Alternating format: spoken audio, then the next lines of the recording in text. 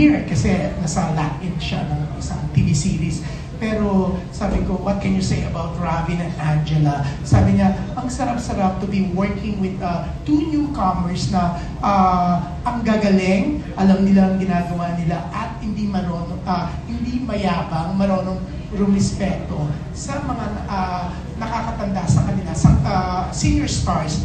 And napansin niya raw sa inyo, it's not only with her or sa mga ibang co-stars nyo, marespeto daw kayo, even sa mga crew, kahit lahat, pinuri kayo ni LB sa akin. Actually, to quote her, para mas tama, sabi niya,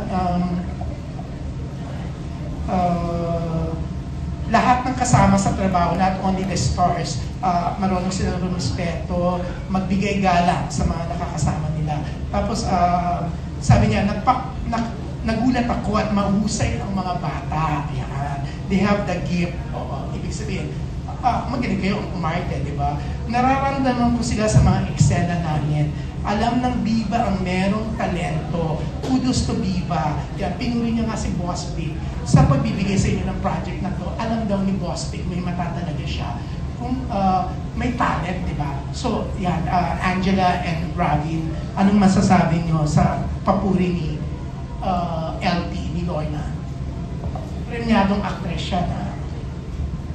Sobrang nakakataba po ng puso kasi sobrang taas po ng tingin namin kay Miss LT. And sa totoo lang po, every time she's on set, kinikilig po talaga kami dalawa. Wala pa pong taping, sinasabi na po namin yan at pinagmamayabang na kasama namin si Miss LT, ganyan. So, working with her, it really amazed us.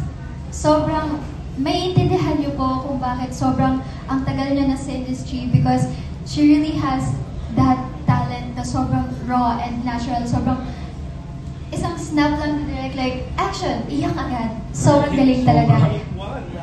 One take po lahat and nakaka-inspire po yun para sa amin. Parang gusto po namin galingan na maging katulad, kasing galing po namin siya one day. Ganun po. Hindi, magaling ng araw kayo. Ngayon pala sa akin. Hindi pa po. Marami pa po kami kakain-kanin. Hindi, pero ayun po, sobrang thankful po ako kay Miss Lorna na tinanggap niya talaga to. Unang kita ko pa lang sa kanya, Miss Lorna, isang karangalan. Maraming salamat po, tinanggap niyo to. Tapos, hindi ko pa nga po siya makausap masyado nun kasi nasa starstruck talaga ako sa kanya. Pero, ganyan po yung sinabi niya tungkol sa amin. Kaya, sobrang nakakakilig. Isang napakalaking artista. Ganun po yung nasabi sa amin. Thank you so much, Miss Lorna and sa Viva dahil sa pagcast niyo po din kay Miss Lorna. Yeah. Pero ang sarap direct, no? Miss PB, ang sarap na pag